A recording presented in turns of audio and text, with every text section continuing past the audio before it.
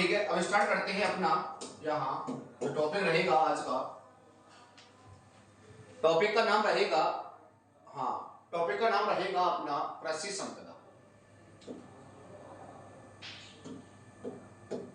Topic का नाम क्या है बंधुओं? कृषि संपदा। देखिए सुने,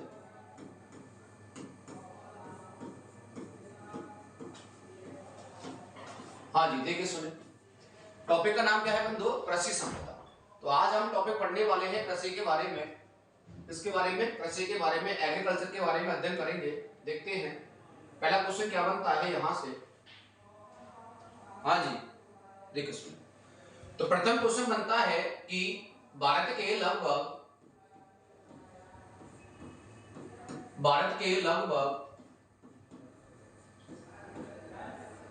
51% भाग पर, भारत के लगभग 51% भाग पर कृषि की जाती है, कृषि की जाती है। कितने भाग पर बंधुओं? 51 भाग पर कृषि की जाती है। हाँ सभी को नमस्कार, नमस्कार। हाँ जितने भी छात्र हैं सभी को नमस्कार। हाँ जी देखिए पहला क्वेश्चन क्या बनता है, भारत के लगभग 51 भाग पर क्या की जाती है? कृषि की जाती है। फिर अगला क्वेश्चन बनता है कि भारत के लगभग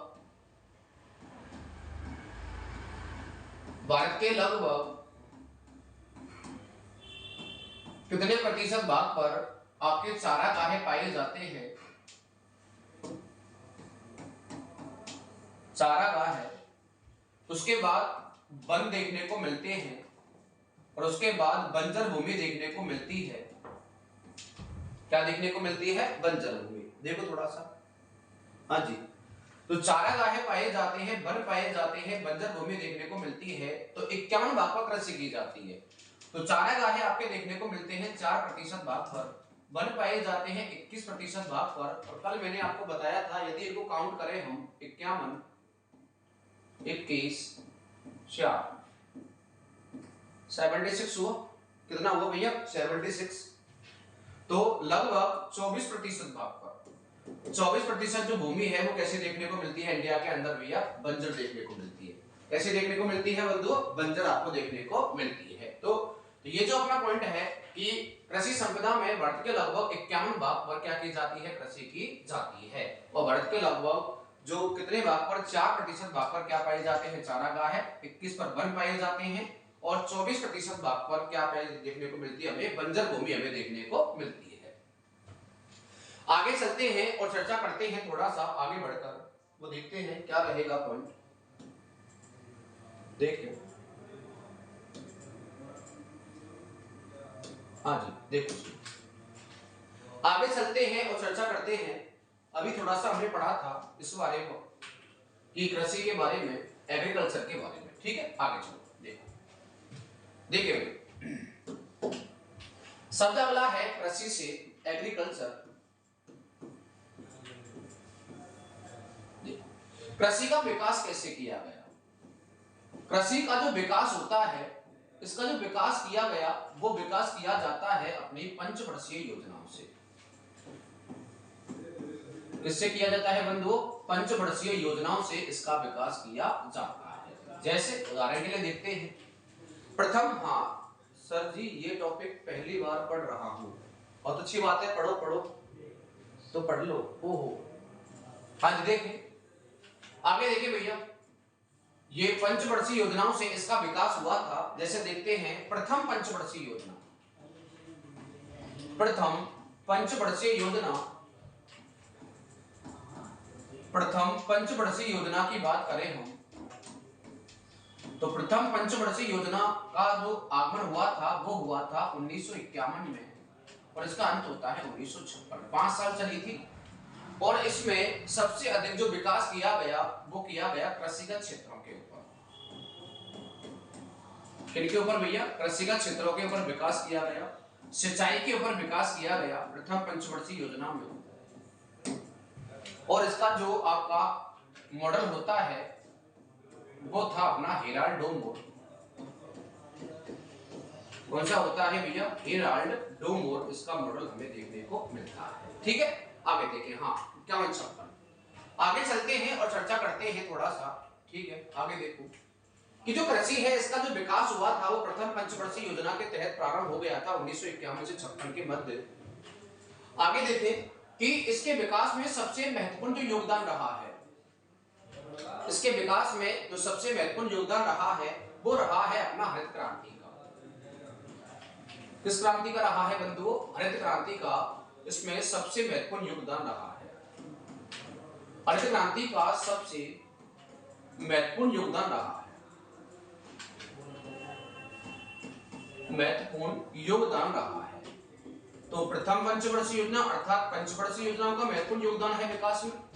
प्रथम पॉइंट तो ये रहा अपना पंचवर्षीय योजनाओं का महत्वपूर्ण विकास है अर्थात वो योगदान है। और दूसरा क्या है अपना भैया, हरित क्रांति का सबसे महत्वपूर्ण योगदान भी हमें देखने को मिलता है। अब थोड़ा चर्चा करते हैं कि भारत की लगभग कितनी जनसंख्या,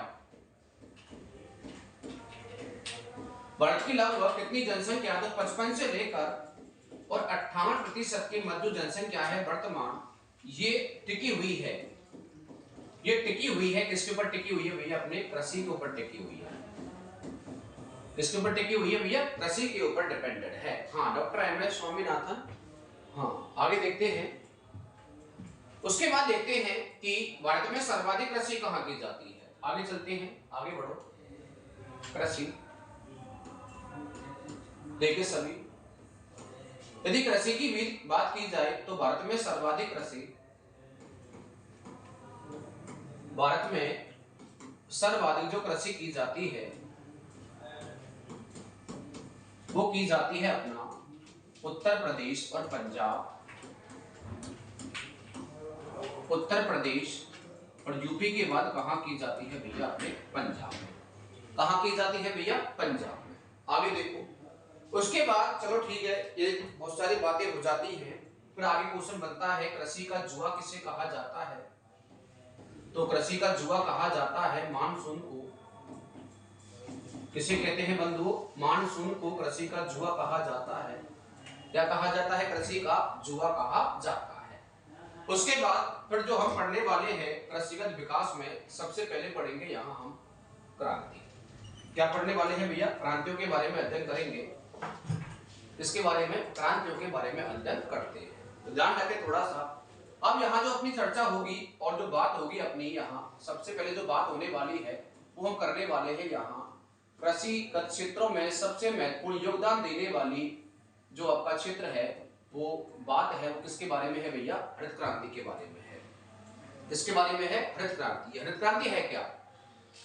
इसमें हम जो टॉपिक बनाने हैं वो ये बनाएंगे कि ये इसमें कि ये हरित क्रांति का मतलब क्या होता है, हरित क्रांति है क्या, हरित क्रांति का विकास कहाँ हुआ है और हरित क्रांति हमें कहाँ देखने को सबसे पहले मिली थी। ठीक है, देखो सुनो, तो हरित क्रांति है क्या? सुने देखो, जैसे हम बात करते हैं सबसे पहले हरित क्रांति का विकास कैसे हुआ, विकास को देखते हैं सबसे पहले। ठीक है, तो समझने की कोशिश करना। चलो यहाँ लिखते हैं हरित क्रांति। हरित क्रांति का विकास, हरित क्रांति का पहला बिंदु विकास और हमें आवश्यकता। हरित क्रांति के विकास कैसे हुआ था और इसकी हमें आवश्यकता क्यों पड़ी थी। ये दो क्वेश्चन बहुत अच्छे हैं, उनको समझने की कोशिश करना। ठीक है, देखो सुनो, ये बात होती है सबसे पहले यहाँ, जैसे मैंने आपके लिए ये बनाया और उसके बाद में ये बनाया। जैसे ये खेत नंबर 1 और ये खेत नंबर 2। ये खेत नंबर 1 हो गया और ये खेत नंबर 2 हो गया। ठीक है सर, ये खेत नंबर 1 और ये खेत नंबर 2। सुनना बड़े ध्यान से, ये हमें आवश्यकता क्यों पड़ी हरित क्रांति की। ठीक है, सुनो, अब आधुनिक विधियों का उपयोग को, हाँ बिल्कुल बिल्कुल बिल्कुल, आगे देखते हैं। बहुत धन्यवाद आपके लिए। ये खेत नंबर 1 और ये खेत नंबर 2। 1950 की बात होती है, 1950 के दशक के आसपास, 1950 के दशक के आसपास, दशक के आसपास दशक के आसपास। यहाँ का जो किसान होता है, कौन होता है भैया? जो किसान होता है, किसान अपने खेत में खेती करने के लिए अनेक प्रकार के बीजों का प्रयोग करता था। अनेक प्रकार के बीजों का प्रयोग करता था, लेकिन वो बीज एक सीमित श्रेणी पर थे। किस पर थे भैया? सीमित श्रेणी पर होते हैं। वो कैसे होते हैं? सीमित। देखते हैं उन्हें, बड़े ध्यान से देखना सुनना। जैसे 1950 के आसपास, मैं विश्व की बात कर लेता हूं, 1950 के आसपास के दशक में क्या हुआ था कि यहाँ का जो किसान होता है, या तो 50 की बात कर ले आप, या सीधा ही 60 की बात कर ले, सुन लेना, 50 से 60 के मध्य में, ठीक है। 1950 से 60 के दशक का जो किसान होता है, उसके पास क्या है कि जो बीजों की संख्या है वो सीमित है। बीजों की संख्या है वो कैसी है भैया? सीमित है। यदि वह अपने खेत में यहाँ गेहूं की खेती कर रहा है तो उसके पास कोई ऑप्शन नहीं है। वो क्या करेगा? जैसे उसने अब की बार गेहूं की खेती की, तो आगे चलकर वह गेहूं को यहाँ बोएगा अपने खेत के अंदर, उसे बड़ा करेगा, उसके अंदर सिंचाई करेगा, और जब वो कटकर घर आएगा तो इसमें से अगले वर्ष को बोने के लिए, अर्थात आगामी वर्ष को बोने के लिए इसमें से कुछ बीजों को चुनकर अपने पास रख लेगा। बीजों को चुनकर अपने पास रख लेगा कि मैं अगले वर्ष फिर इन बीजों को ही इसमें रोपित करूंगा, क्योंकि इसके बाद कोई ऑप्शन नहीं था, क्योंकि इन बीजों की संख्या कैसी थी भैया? सीमित हो जाती है। कैसे हो जाती है? सीमित।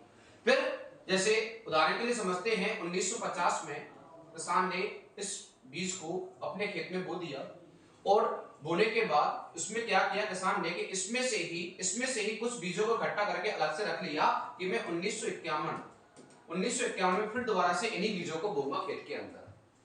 आगे चलकर क्या हुआ कि जैसे जैसे किसान एक ही नस्ल के बीज को लगातार खेत के अंदर बोता चला गया, तो उसके उत्पादन में अपने आप कमी आने लग गई। उत्पादन क्या हो गया भैया? घटने लग जाता है। उत्पादन घटने लग गया क्योंकि उसने एक ही किस्म के बीज को लगातार किसमें बोया है भैया? खेत में बोया है। सर नई किस्मों के बीज को क्यों नहीं बोया? कि उसके पास ऑप्शन नहीं था। क्या नहीं था भैया? ऑप्शन नहीं था। अब क्या हुआ? जैसे समय बढ़ता गया, किसान का जो उत्पादन है, खाद्यान्न का जो उत्पादन है, वह घटता हुआ जा रहा है, और जिस कारण आगे चलकर क्या होता है कि ये उत्पादन इतना घट जाता है, किसान के दिमाग में एक बात आती है कि मैं खाद्यान्न की खेती ही नहीं करूंगा। खेती को बिल्कुल समाप्त कर दिया, और वो खेती करता है तो केवल कितनी करता है कि वो अपने केवल पेट भरने के लिए, केवल अपने पेट को भरने के लिए, खाना खाने के लिए वह केवल खाद्यान्न की खेती करने लग जाता है। बाद में क्या होता है, जब किसान ने खाद्यान्न फसलों को बोना बंद कर दिया अपने खेत के अंदर, तो एक बहुत बड़ा संकट पैदा होता है विश्व के अंदर। उस संकट का निवारण करने के लिए एक व्यक्ति होता है जो निवासी है अपना अमेरिका का। निवासी कहाँ का है भैया? अमेरिका का, लेकिन ये वर्तमान था, उस समय था ये मैक्सिको के अंदर। इसके अंदर होता है भैया मैक्सिको के अंदर, और उस व्यक्ति का नाम होता है नॉर्मन बोरलॉग। व्यक्ति का नाम क्या होता है भैया? Norman Borlaug. ध्यान रखना, व्यक्ति का नाम क्या होता है भैया? Norman Borlaug. नॉर्मन बोरलॉग ने क्या किया? मैक्सिको के अंदर स्थित कृषि अनुसंधान प्रयोगशाला में इसने क्या किया कि प्रयोग करके, जब उसके सामने एक बहुत बड़ी चुनौती आई कि विश्व के अंदर सभी किसानों ने खाद्यान्न फसलों को बोना ही बंद कर दिया है, तो अब क्या किया जाए? तो उसने क्या किया कि कुछ किस्म के बीजों को लेकर, कुछ किस्म के गेहूं के बीजों को लेकर, और यहाँ इस प्रयोगशाला में नवीन किस्म के बीजों का निर्माण करना प्रारंभ कर दिया। और उसने इस प्रयोगशाला के अंदर कई प्रकार के किस्मों के बीजों का निर्माण किया। किस्मों के बीजों का जैसे ही निर्माण हो जाता है, तो उसने क्या किया? उन बीजों को मार्केट अर्थात बाजार में उतारा। किसमें उतारा भैया? बाजार में उतारा। पहले ही यहाँ का किसान भयभीत था कि मैं बिल्कुल खेती नहीं करूंगा, चाहे कुछ भी हो जाए, क्योंकि मैं उत्पादन में बिल्कुल नाप नहीं ले रहा हूँ। इधर क्या हुआ कि नॉर्मन बोरलॉग ने नवीन किस्म के बीजों का निर्माण किया, और उन्हें कहाँ उतार दिया भैया? मार्केट के अंदर उतार दिया। अब किसान मार्केट जाएगा, और किसान जब मार्केट जाएगा तो उसका सामना होगा इन बीजों से, अर्थात नए किस्म के बीजों से मार्केट के अंदर। लेकिन किसान विश्वास कैसे करेगा? क्योंकि प्रारंभ में कोई चीज मार्केट में आती है तो हम भी विश्वास नहीं करते हैं।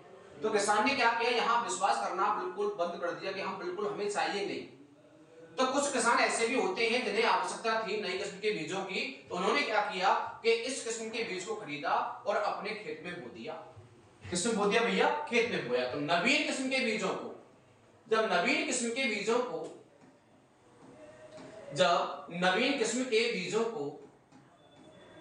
नवीन किस्म के बीजों को खेत में बोया जाता है, खेत में बोया जाता है, तो ध्यान रखें थोड़ा सा, जैसे एक खेत तो अपना ये है और एक खेत अपना ये है, तो इसमें तो पुराना बोया हुआ है और इसमें भैया बिल्कुल नया हुआ, ठीक है। तो हुआ क्या, अंतर क्या रहेगा, अब सुन लेना अंतर ध्यान से इन दोनों के मध्य में। जैसे किसान ने अपना पुराना वाला यहाँ बीज बो रखा है और यहाँ हमने बिल्कुल नया लाकर मार्केट से ये बो दिया है। जैसे बात करते हैं, इसमें क्या है, बड़े ध्यान से सुनना कि जो पुराने किस्म का जो बीज है, इसका जो पौधे की जो लंबाई है, लंबाई वो छोटी होती है, इसका रंग जो होता है पौधे का वो पीला होता है, इसकी जो बाली होती है वो छोटी होती है, जो बीज होता है क्या होता है भैया, जो बीज होता है बीज पतला होता है। बीज कैसा होता है बंधुओं, पतला। लेकिन निकट में ही बिल्कुल नई किस्म का बीज उगा हुआ है, यहां लंबाई बड़ी, लंबाई इसकी बजाय अधिक है, रंग हरा है, रंग कैसा है भैया, हरा है, बाली लंबी है, बाली कैसी है भैया, लंबी है, और बीज जो है वो मोटा है। बीज कैसा है भैया, मोटा। तो ध्यान रखें, अब जब बिल्कुल निकट में ही एक खेत में तो पुरानी किस्म के बीजों को बोया गया है और एक खेत में नई किस्म के बीजों को बोया गया है, अब यहाँ का किसान जब आकर देखेगा इस नई किस्म के बीजों की फसल को, तो वो अपने आप ही चौंक जाएगा कि भाई मेरी जो खेती है वो तो कैसी है भैया, कमजोर है, और इस पास वाली खेती कैसी है भैया, अच्छी है। तो बगल वाला किसान जाकर इससे वार्तालाप करेगा कि भाई तूने इसमें क्या बोया है, इसमें क्या दिया है ऐसा जिससे तेरी खेती इतनी मजबूत है। तो वो सीधा राय देगा कि मैं मार्केट गया, कहां गया भैया, मार्केट गया, और मार्केट से क्या लेकर आया, नवीन किस्म के बीजों को लेकर आया और उससे मैंने यहां अपने खेत में बोया है, जिसके कारण मुझे ये लाभ मिला है। तो अब किसानों का एक साथ रुख हो गया किसकी ओर भैया, इन नए किस्म के बीजों की ओर। और जैसे ही किसानों ने रुक करके नए किस्म के बीजों को अपने खेत में बोया, तो चारों तरफ जब हरियाली छाती है, क्या छाती है भैया, हरियाली छा जाती है चारों तरफ। जब हरियाली के कारण, अर्थात हरियाली छाने के कारण, नए नए किस्म के बीजों को बोने के बाद हरियाली छाने के कारण, और इस क्षेत्र में जो एक क्रांति आती है, एक लहर आती है, उसका नाम होता है भैया, क्या होता है, हरित क्रांति। उसका नाम क्या होता है भैया, हरित क्रांति। ध्यान रखना, हरित क्रांति क्यों आई, तो हरित क्रांति का सबसे बड़ा उद्देश्य होता है कि खाद्यान्न फसलों को बढ़ावा देने के लिए। हम पढ़ेंगे यहाँ हरित क्रांति के बारे में थोड़ा सा, देखिए सुनिए हरित क्रांति, बात करते हैं हरित क्रांति की थोड़ा सा। हरित क्रांति का मुख्य उद्देश्य क्या है, उद्देश्य बात करते हैं इसकी। सबसे पहले इसका जो मुख्य उद्देश्य था, इसका लक्ष्य जो रखा गया था, वो रखा गया था कि खाद्यान्न फसलों को बढ़ावा देना, खाद्यान्न फसलों को बढ़ावा देना,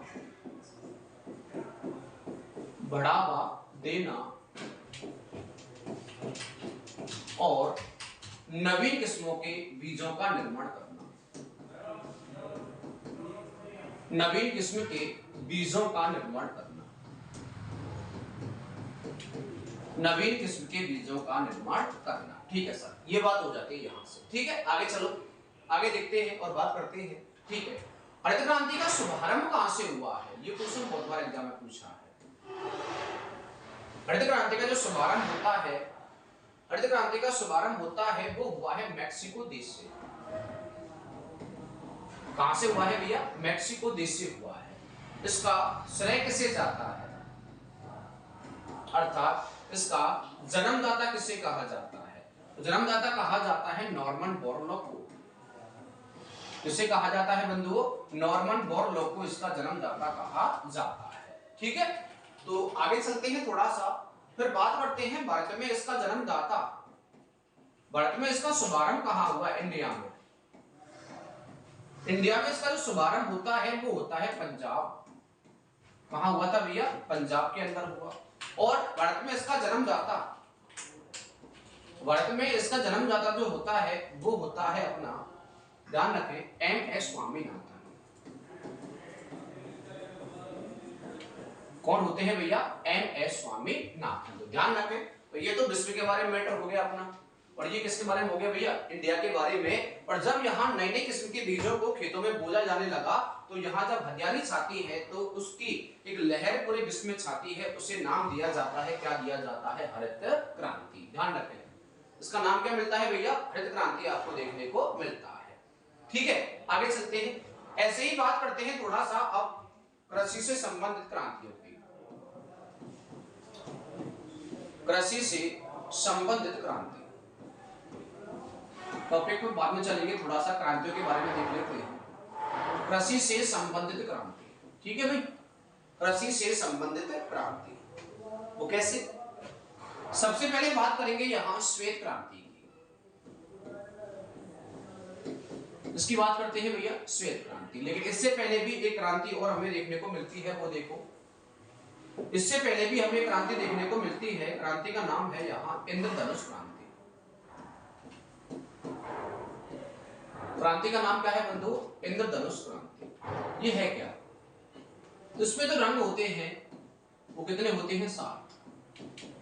इसमें कितने रंग होते हैं बंधु? 7। ठीक है, तो हम सीधा कह सकते हैं कि सभी क्रांतियों की जननी, क्रांतियों की जननी का जो नाम होता है वो नाम क्या होता है? इंद्रधनुष क्रांति। इसको ध्यान रखें। आगे चलकर बात करते हैं कि उसके बाद हम चर्चा करेंगे यहां श्वेत क्रांति की। इसकी बात करेंगे भैया, श्वेत क्रांति। इसका संबंध किससे है? तो श्वेत क्रांति का जो संबंध माना जाता है, इसका जो संबंध माना जाता है वो माना जाता है दुग्ध उत्पादन से। किससे माना जाता है बंधुओं? दुग्ध उत्पादन से इसका संबंध माना जाता है। इसका श्वेत क्रांति का फिर क्वेश्चन और बनता है, इसका जन्मदाता कौन है? इसका जनक, श्वेत क्रांति का जनक किसे कहते हैं? तो श्वेत क्रांति का जो जनक है वो है अपना वर्गीज कुरियन। कौन है बंधुओं? वर्गीज कुरियन। एक चीज ध्यान रखना, इसका जनक हो जाता है वर्गीज कुरियन। ठीक है, हाँ जी, आगे देखें। फिर बात करते हैं थोड़ा सा यहां, बात जब दूध की आ रही है, किसकी आ रही है भैया? दूध की। तो विश्व में वर्तमान दूध का सर्वाधिक उत्पादन करने वाला देश बना है, वो कौन सा बना है भैया? भारत। कौन सा बना है भैया? भारत। और भारत में दूध का सर्वाधिक जो उत्पादन होता है वो होता है उत्तर प्रदेश। वो कहां होता है भैया? उत्तर प्रदेश। और सेकंड स्थान पर देखने को मिलता है अपना क्या भैया? राजस्थान। क्या देखने को मिलता है भैया? राजस्थान। फिर एक क्वेश्चन और बनता है कि दुग्ध उत्पादन से संबंधित, अर्थात दूध, फिर संबंध देखते हैं थोड़ा सा हम डेयरियों से। किससे देखते हैं भैया? डेयरियों से देखते हैं। ध्यान रखना, डेयरी अनुसंधान केंद्र, डेयरी अनुसंधान केंद्र भारत में वो देखने को मिलता है करनाल हरियाणा के अंदर। लेकिन डेयरी विकास कार्यक्रम, डेयरी विकास जो कार्यक्रम प्रारंभ हुआ है, डेयरी विकास जो कार्यक्रम प्रारंभ हुआ है वो प्रारंभ हुआ है कहां? अपने गुजरात के अंदर। और सबसे महत्वपूर्ण डेयरी का नाम, सबसे महत्वपूर्ण डेयरी का जो नाम होता है वो होता है अमूल डेयरी। डेयरी का नाम क्या होता है बंधुओं? अमूल डेयरी हमें देखने को मिलती है। और अमूल डेयरी का संस्थापक किसे कहा जाता है? वर्गीज कुरियन को कहा जाता है। इसे कहा जाता है वर्गीज कुरियन। और दुग्ध उत्पादन में हुए घोटालों की जांच के लिए, दुग्ध उत्पादन में हुए घोटालों की जांच के लिए एक ऑपरेशन चलता है, एक मिशन बनाया गया है जिसका नाम है ऑपरेशन फ्लड। नाम क्या देखने को मिलता है भैया? Operation flood. और ऑपरेशन फ्लड का जन्मदाता भी किसे कहा जाता है भैया? वर्गीज कुरियन को कहा जाता है। इसको भी ध्यान रखना, ऑपरेशन फ्लड का जन्मदाता भी कौन है? अपना वर्गीज कुरियन। तो अमूल डेयरी का संस्थापक किसे कहा जाता है? वर्गीज कुरियन। ऑपरेशन फ्लड का जन्मदाता कौन है? वर्गीज कुरियन। ठीक है, दुग्ध उत्पादन में हुए घोटालों की जांच के लिए चलाया गया ऑपरेशन भी कौन सा है अपना भैया? Operation flood. कौन सा है बंधुओं? Operation flood. इसको ध्यान रखेंगे। कौन सा है अपना ऑपरेशन फ्लड। तो इस तरह से जो अपनी चर्चा हुई है आज थोड़ा सा ये कृषि के मुद्दों के बारे में हम यहाँ चर्चा कर रहे हैं, ठीक है। तो कल जो स्टार्ट करेंगे हम इससे आगे बढ़ेंगे कृषि से संबंधित क्रांतियों से, और क्रांतियों में आज जो हमने पढ़ी है थोड़ा सा हरित क्रांति के बारे में पढ़ा है, ये रहा अपना। और उसके बाद जो हम चर्चा करेंगे वो किसके बारे में करेंगे भैया, यहाँ कृषि से संबंधित क्रांति अर्थात श्वेत क्रांति के बारे में और इंधन के बारे में। उसके बाद पीली है, काली है, लाल है, रजत है, ठीक है। जितनी भी क्रांति है अपनी उन सभी की हम चर्चा करेंगे नेक्स्ट वीडियो में। तो आज के लिए इतना ही, नेक्स्ट कल। जय हिंद, जय भारत। आप सभी से निवेदन है इस क्लास को आप अधिक से अधिक लाइक एवं शेयर करें, ठीक है। नमस्कार।